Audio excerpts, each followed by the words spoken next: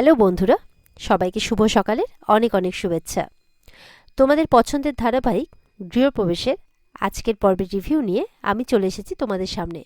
Bangla serial সমাচারে তোমাদের সবাইকে স্বাগত জানিয়ে আজকের পর্বের রিভিউ আমি শুরু করছি। শুরুতেই দেখতে পাচ্ছি মেজো কাম্মা ছোটো কাম্মা মিলে ম্যাট পাতছে। কিছুতেই পাততে পারে না, এদিক থেকে ওদিক আর ওদিক থেকে এদিক করছে, কিন্তু পাততে কিছুতেই পারে না। উল্টে তাদের মধ্যে ঝামেলা শুরু হয়ে গেছে। এবার তো ছোটো কাম্মা এমন টান দিয়েছে ম্যাট ধরে যে দুজনে একদম হুড়মুড়িয়ে একে অপরের উপরে পড়ে গেছে। এবার তো বাবা গো মাগো করছে, কারো কোমরে লেগেছে, কারো ঘাড়ে লেগেছে। এই দেখে তো শুভরা ওখানে আছে, ওরা হাসছে। কি আর করবে, ওদের কাণ্ড দেখে হাসি ছাড়া। এরপরে ছোটো কাম্মা বলছে, কিরে তোর লেগেছে? মেজো কাম্মা বলছে, হ্যাঁ কোমরে। তারপর বলছে, তোর লেগেছে? বলছে ঘাড়ে। এই চলছে তাদের মধ্যে। দুজন দুজনের সাথে ঝগড়াও করছে, আবার দুজনের মধ্যে ভালোবাসাও দেখা যাচ্ছে, একে অপরের চিন্তাও করছে। তো এই দেখেই বাড়ির সবাই হাসছে, দিদিভাই মানে ঠাম্মিও হাসছে। এরপরে তো মেজো কাম্মা ছোটো কাম্মা তার এক জায়গায় বসে দুজন দুজনের কেয়ার করছে, আর ওদিকে ছোটরা মিলে ম্যাটটা পাচ্ছে। তো মেয়েরা সবাই মিলে পান্তা পিকনিকের অ্যারেঞ্জমেন্ট করেছে। তো শুভর শাশুড়ি বলছে, মানে আদির মা, যাক শুভ এই পান্তা পিকনিকের আইডিয়াটা দিল বলে আমরা মেয়েরা সবাই মিলে একসাথে হতে পারলাম। তখন মেজকাম্মা বলছে, আইডিয়াটা কিন্তু আমার ছিল, আমি দিয়েছিলাম। ছোটো কাম্মা তো কিছুতেই বিশ্বাস করবে না। তখন শুভ বলছে, হ্যাঁ আইডিয়াটা কিন্তু মেজো মায়েরই ছিল, তারপর বাকিটা আমি করেছি, তাই ক্রেডিটটা যদি দিতেই হয় মেজো কাম্মাকেই দিতে হবে। এবার ঠাম্মি গল্প করছে যে আমাদের সেই নদিয়ার বাড়িতে মানে শ্বশুর ভাসুর সবার সামনে তো সেই ঘোমটা টেনে থাকতে হতো। বাড়ির ছেলেরা সবাই আগে খেয়ে নিত, আর আমরা মেয়েরা সবাই ওই কাটা চচ্চড়ি চিবোতে চিবোতে গল্প করতাম। এই শুনে ছোটরা সবাই হাসছে। বলছে, আমাদের শাশুড়ি মা আমাদেরকে খুব শাসনে রাখতো, কিন্তু আবার ভালোও বাসতো। ওনার কাছ থেকে আমি এই সব কিছু শিখেছি। তখন আদির মা বলছে, আমাদের মধ্যেও তো ঝগড়া বিবাদ বা মন কষাকষি কম হয়নি মা বলুন, কিন্তু তবুও তো আজকে আমি যা কিছু শিখেছি আপনার কাছ থেকেই শিখেছি। ওদিকে এই সমস্ত কিছু শুনে শুভ বলছে, তাহলে মা এটাও তো বলতে হয় যে তুমিও তো আমাকে আগে মেনে নাওনি বলো। বলে শুভ, এখন আর এইসব কথা বলিস না, এখন হচ্ছিস তুই আমার মেয়ে, এর উপরে আর কোনো কথা হতে পারে না। শুভ তখন হাসে। তো এই গল্প চলছে। চলতে চলতে ডোনার ফোনে হঠাৎ করে ফোন আসে। তখন ডোনা একটু মানে মানে একটু ইতস্তত বোধ করে তার শাশুড়ি মাকে বলছে যে, মা আমার না একটা কাজ পড়ে গেছে, আমাকে বেরোতে হবে। সবাই শুনে একটু অবাক হয়। তখন আদির মা বলছে, কি আর করা যাবে, কাজ যখন পড়ে গেছে তখন তো তোকে যেতে হবে, ঠিক আছে তুই যা, তোর খাবারটা আমি ফ্রিজে ভরে রাখবো, তুই ডিনারে খেয়ে নিবি। এই বলে ডোনা কিন্তু বেরিয়ে যায়। তখন মেজকাম্মা বলছে, তুমি যাই বলো, তোমার এই ছোট বৌমাটা না একটু বেশি কাজ কাজ করছে। শুভ বলছে, মেজকাম্মা ছাড়ো না, ওই সব ব্যাপারে কথা বলতে হবে না। তখন আদির মা বলছে, কালকে রাত্রে ও যে কথাটা বলেছিল সেটা আমার এখনো মনে আছে। তো এটা শুনে ওই সমিতের বউয়ের কথাটা বলে। সে তো মানে সমিতের বউয়ের কথা তুলে বলেছিল, সে যখন কাজ কাজ করবে তখন আমি দেখব, আমি কিন্তু আমার ক্যারিয়ারের সাথে কোনো স্যাক্রিফাইস করতে পারবো না। তো যাই হোক, এটা শুনে কিন্তু ছোটো কাম্মা খুব রেগে যায়। বলে, এইভাবে বলেছে, দাঁড়াও, এই কথা যখন উঠেছে আমি সবাইকে পরিষ্কার করে বলে দিই, আমি কিন্তু জিনিয়ার সাথেই আমার ছেলের বিয়ে দেবো, আর এই ব্যাপারে কিন্তু আমি কারোর কোনো আপত্তি শুনবো না, বলে দিলাম। এই বলে খাওয়ার ছেড়ে উঠে যায়। তখন তো মনে মনে বলছে শুভ, কি হচ্ছে এসব, এই এত কিছু অ্যারেঞ্জমেন্ট করলাম একটু আনন্দের জন্যে, সবার মধ্যে সব কিছু ঠিক হওয়ার জন্যে, আবার সেই রাগারাগি হয়ে গেল। এই রাগারাগি অশান্তি যেন রায়বাড়ির পিছনই ছাড়ে না, এমন করে চিন্তা করছে শুভ। এদিকে দেখা যাচ্ছে আকাশ মোহনার ঘরে এসেছে। মোহনা শুয়ে আছে, দাদাকে দেখে ওঠে। বলে, কি হয়েছে তোর মোহনা? বলছে, কিছু না। বলে, কেন তুই শুধু শুধু অশান্তি করছিস? আদ্রিতা শুভলক্ষ্মীকে ছেড়ে দে না ওদের মতো, কেন ওদের মাঝে ঢুকতে যাচ্ছিস? তখন বলছে, আমি কিছু করিনি, এই বলে উঠে যাচ্ছে। তখন বলছে, লিসেন মোহনা, তুই আদ্রিতের সাথে যে ফোনে কথা বলছিলিস আমি কিন্তু পরিষ্কার শুনেছি।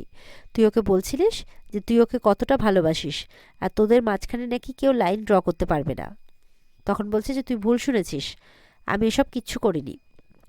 এই বলে মানে হাতে সেপ ছিল তো, মানে একটা আপেল ছিল, আর সেটা হাতে চাকুও ছিল, কাটছিল। তো দাদার কথাটা শুনে, দাদা যে শুনে ফেলেছে কথাগুলো, এটা শুনে হাতটা কেটে ফেলে। তখন বলছে, তোর হাত কেটে গেছে, তোর রক্ত বেরোচ্ছে? বলে, হ্যাঁ হাতটা কেটে গেছে, রক্তও বেরোচ্ছে, ওষুধ লাগাতে হবে, তাই তুই সর। বলে মোহনা তখন বলে তুই সর, আমাকে ওষুধ লাগাতে হবে। এই বলে চলে যায় ওষুধ লাগাতে। সেই সময় তার দাদার ফোনে তার মায়ের ফোন আসে। তো আকাশকে তার মা ফোন করেছে। এবার ফোন করে আকাশ তখন এখানে তার বোনের সমস্ত ঘটনা তার মাকে বলছে। তার মা তো শুনে অবাক হয়ে যায়, বলছে এরকম এরকম ব্যাপার, মোহনা এরকম কাজ করছে, আমি ফোনে ওর কথা শুনেছি, তো দেখো না হাতটাও কেটে ফেলেছে। আচ্ছা ঠিক আছে, দেখা যাক কী করা যায়, আমি বোঝানোর চেষ্টা করছি, এরকমভাবে বলছে আর কি। ওদিকে দেখা যাচ্ছে যে দুটো চোখ দরজার আড়াল থেকে শুভকে ফলো করছে। শুভ বারবার করে পেছনে তাকাচ্ছে, কিন্তু কাউকে দেখতে পাচ্ছে না। এরপরে দরজার সামনে যায়, বলে কি ব্যাপার, দরজাটা কে খুললো? যেই দরজার সামনে যেতে যাবে কি, পেছন থেকে শুভর মুখটা চেপে কেউ ধরে নেয়। এবার শুভ চিৎকার করতে যাবে কি, আদি বলে চিৎকার করো না, সে আদি ছিল। বলে যে আমি এসেছি। শুভ তো আদিকে দেখে অবাক। আর ওদিকে দেখা যাচ্ছে জিনিয়া তার মায়ের সাথে বসে প্ল্যান করছে। তো বলছে যে আদির মানে স্মৃতিটা ফিরে এসেছে ঠিকই, কিন্তু নিজের সাথে একটা বড় টেনশন নিয়ে এসেছে। আর এবার সেই টেনশনটাকেই বড় করে আমি শুভ আর আদ্রিতের মধ্যে সম্পর্কটাকে যদি খারাপ করে দিতে পারি না, ব্যাস তাহলে কেল্লা ফতে। মানে এইভাবে প্ল্যানিং করছে। আদ্রিত সারাক্ষণ ওই ব্যাপারটা নিয়ে ব্যস্ত হয়ে থাকবে, আর আমার পেছনে লাগবার জাস্ট কোনো মানে চান্স পাবে না। জিনিয়ার মা বলছে তুই খুশি হচ্ছিস বটে, কিন্তু আমার দুশ্চিন্তা কিন্তু যাচ্ছে না। শুভ বলছে তোমার নাকি বাড়ি ফিরতে দেরি হবে, অফিসে কাজ আছে, মিটিং আছে, এ কি তুমি আবার চলে এসেছো? বলে হ্যাঁ, আমি অফিস কেটে এসেছি। বলে নিজের অফিস আবার নাকি কেটে এসেছে। এই বলে যখন শুভ যাচ্ছে তখন শুভর হাতটা ধরে নেয়। বলছে আমার বউ রেগে থাকবে, অভিমান করে থাকবে, আর আমি চুপ করে থাকবো নাকি, অফিস করব গিয়ে? এই বলে মানে মাটিতে বসে শুভকে গোলাপ ফুল দিয়ে প্রপোজ করছে, সঙ্গে একটা আংটিও এনেছে। শুভ বলছে আমাকে ঘুষ দেওয়া হচ্ছে বুঝি? মানে আংটিতে নয়, লকেট এনেছে পেন্ডেন্ট সমেত। বলছে আমাকে ঘুষ দেওয়া হচ্ছে বুঝি? বলে না, ঘুষ কেন হতে যাবে? এভাবে কি আমার নদিয়ার মশালা কুইনের রাগ ভাঙানো যাবে নাকি? এই বলে মালাটা পরিয়ে দিচ্ছে শুভকে। আর পেছন থেকে কিন্তু দাদু ঠাম্মি সবাই দেখছে, তারা মজা নিচ্ছে। আর ওদিকে বোনগুলোও চলে এসেছে, সিঁড়ি থেকে দেখছে। আদি বলছে টাইম হচ্ছে রোম্যান্সের টাইম, এই বলে বউয়ের আর কাছাকাছি আসছে। আর ওদিকে দাদু ঠাম্মি দেখে তো হেসেই যাচ্ছে। আর ওদিকে বোনরা এবার আওয়াজ করে ওঠে। তখন এরা একদম চমকে ওঠে আর কি, শুভ আর আদ্রিত। আর সবাইকে দেখে লজ্জা পেয়ে যায়। বোনগুলো বলছে কিরে বড়দা ভাই, নিজেরই বাড়িতে লুকিয়ে লুকিয়ে রোম্যান্স করছিস বউয়ের সাথে? বলে না রে, আমি একটা জিনিস খুঁজতে এসেছিলাম। বলে ও তাই নাকি? এদিকে দাদু বলছে রাধারানী, আমার নাতি তো অনেকটা দেখছি আমারই মতো হয়েছে। আমার সে পুরোনো দিনের কথা মনে করিয়ে দিল। বলে ধ্যাত, তুমি যে কি বলো না। ঠাম্মি বলছে। শুভ তো এবার লজ্জা পেয়ে সেখান থেকে চলে যাচ্ছে। দেখছে যে সমিত মন খারাপ করে দাঁড়িয়ে আছে। সমিতের জন্য মনটা খারাপ করে মানে শুভর। বলছে যে সমিতটার মনটা ভালো নয়, মানে ভালো নেই। এরপরে দেখা যাচ্ছে সমিত নিজের ঘরে বসে তুলির ছবি দেখছে আর মন খারাপ করে বসে আছে। শুভ যায়, গিয়ে সমিতকে সামলানোর চেষ্টা করছে। সমিত বলছে তুলি আমাকে ভুলে গেল, সত্যি ও পারলো আমার সাথে এমনটা করতে। শুভ বলছে আচ্ছা, তুলিকে দেখে কিন্তু ওরকম মেয়ে মনে হয় না, সত্যি কি তুলি এমনটা করেছে? মানে তুই কি ভালো করে খোঁজ খবর নিয়েছিস? বলে নিয়েছি। বলে দাঁড়া তো, আমি একটা ফোন করি। তখন ফোন করছে, বলছে দেখ রিং হচ্ছে। শুভ বলছে, বলে রিং হয়েই যাবে, কিন্তু রিসিভ করবে না। কিন্তু ওদিকে দেখা যাচ্ছে তুলি শুভর ফোনটা পেয়ে কিন্তু রিসিভ করে, আর যেই রিসিভ করে অমনি একটা ছেলে এসে ফোনটা কেটে নেয়। মানে কোনো একটা ছেলে তাকে কিন্তু আলাদা জায়গায় আটকে রেখেছে, যার জন্যই তুলি কিন্তু এমনটা করতে বাধ্য হয়েছে। তুলিকে জোর জবরদস্তি আটকে রাখা হয়েছে। সমিত বলছে আমি সত্যি ওকে ভালোবেসে ফেলেছিলাম রে শুভ, কিন্তু আমি ভাবতে পারিনি যে ও এরকমটা করবে।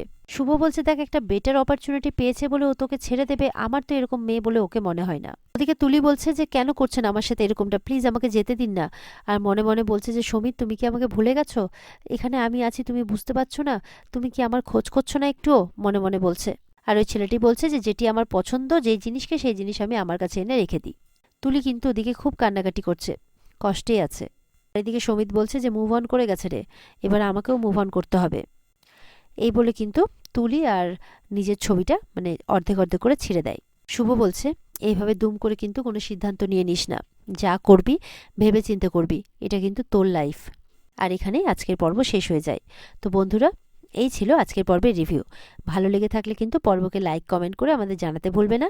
আর পর্বের বিস্তারিত দেখতে অবশ্যই স্টার জলসার পর্দাতে চোখ রাখবে। আর যদি আমাদের সাথে জুড়তে চাও তাহলে অবশ্যই আমাদের চ্যানেলকে সাবস্ক্রাইবটা করে দেবে। তাহলে দেখা হচ্ছে আগামীকালকে। সবাই ভালো থাকবে। টাটা।